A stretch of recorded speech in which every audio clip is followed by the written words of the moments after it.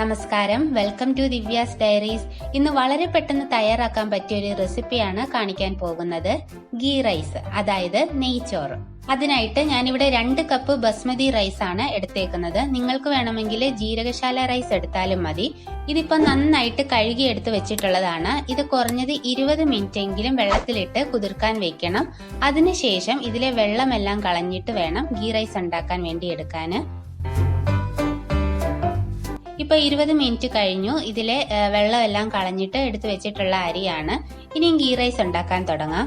അതിനായിട്ട് പാൻ ചൂടാവുമ്പോൾ ഇതിലോട്ട് 2 table spoon നെയ്യ് ഇട്ട് കൊടുക്കാം. നെയ്യ് അധികം യൂസ് ചെയ്യാത്തവര് കുറച്ച് നെയ്യും ബാക്കി ഓയിലും കൂടി എടുത്താൽ മതി.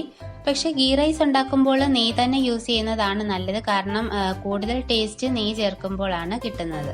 നെയ്യ് ചൂടാവുമ്പോൾ ഇതിലോട്ട് ഗാർണിഷ് ചെയ്യാൻ ആവശ്യമായിട്ടുള്ള കാഷ്യൂനട്ടും മുന്തിരിങ്ങയും ഇട്ട് ഫ്രൈ ചെയ്തെടുക്കാം.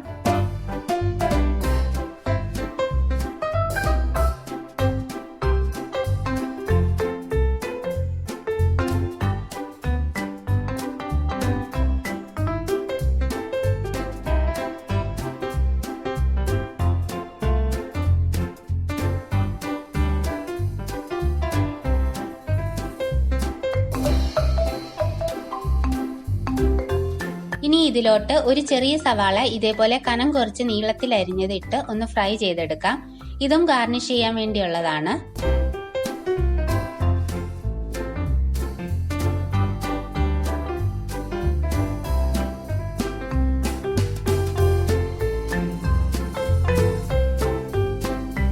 അപ്പോൾ സവാളയും ഫ്രൈ ചെയ്തെടുത്തിട്ടുണ്ട്.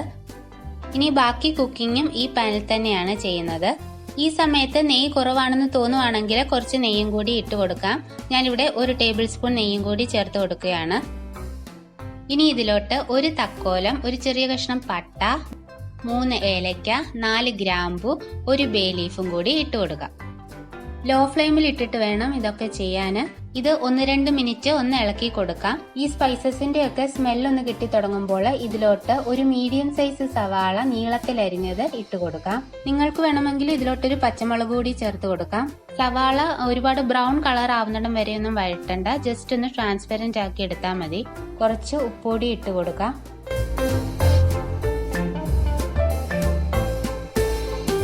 സവാള വഴണ്ട് വരുമ്പോൾ ഇതിലോട്ട് ഡ്രെയിൻ ചെയ്ത് വെച്ചിട്ടുള്ള റൈസ് ഇട്ട് 1-2 മിനിറ്റ് ഇളക്കി കൊടുക്കാം. ആ നെയ്യായിട്ടൊക്കെ റൈസ് ഒന്ന് മിക്സ് ആക്കി കൊടുക്കണം.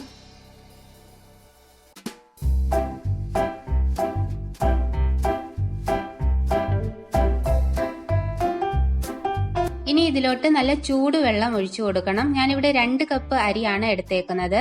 അരി എടുത്ത ആ സെയിം കപ്പിന് തന്നെ 3 കപ്പ് ചൂടുവെള്ളമാണ് ഒഴിക്കുന്നത്. അതായത് 1 കപ്പ് അരിക്ക് 1.5 കപ്പ് വെള്ളം എന്ന രീതിയിലാണ് ചേർക്കുന്നത്. ഇനി ആവശ്യത്തിന് ഉപ്പിട്ട് കൊടുക്കാം. ഇപ്പൊ ഈ വെള്ളത്തിന്റെ ടേസ്റ്റ് നോക്കുമ്പോൾ ഉപ്പിന്റെ ടേസ്റ്റ് കുറച്ച് കൂടി നിൽക്കണം. എന്നാലേ ലാസ്റ്റില് റൈസിനും ആ കറക്റ്റ് ടേസ്റ്റ് ഉണ്ടാവത്തുള്ളൂ. ഇതെല്ലാം കൂടി നന്നായിട്ടൊന്ന് ഇളക്കി കൊടുക്കണം. ഇനി ഇത് അടച്ചു വെച്ചിട്ട് മീഡിയം ഫ്ലെയിമിൽ ഇതിലെ കംപ്ലീറ്റ് വെള്ളവും വറ്റുന്നിടം വരെ കുക്ക് ചെയ്യണം. ഇപ്പൊ ഇതിലെ വെള്ളമെല്ലാം വറ്റിയിട്ടുണ്ട്. ഇനി ഫ്ലെയിം ഓഫ് ചെയ്യാം. അടപ്പ് തുറന്നപ്പോൾ തന്നെ ആ നെയ്യുടെയും പിന്നെ ചേർത്ത ആ സ്പൈസസിന്റെ ഒക്കെ നല്ല സ്മെല്ല് വരുന്നുണ്ട്.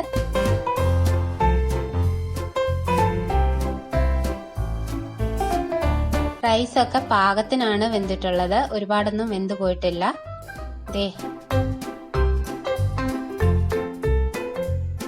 അടിക്ക് പിടിച്ചിട്ടൊന്നുമില്ല. നല്ല പെർഫെക്റ്റ് ആയിട്ട് തന്നെ കിട്ടിയിട്ടുണ്ട്. ഇതിനെയും സെർവിംഗ് പ്ലേറ്റിലേക്ക് മാറ്റിയിട്ട് നേരത്തെ ഫ്രൈ ചെയ്ത് വെച്ചിട്ടുള്ള കാഷ്യൂനട്ടും മുന്തിരിങ്ങയും സവാളയും പിന്നെ കുറച്ച് മല്ലിയിലയും കൂടി വെച്ചൊന്ന് ഗാർണിഷ് ചെയ്യാം.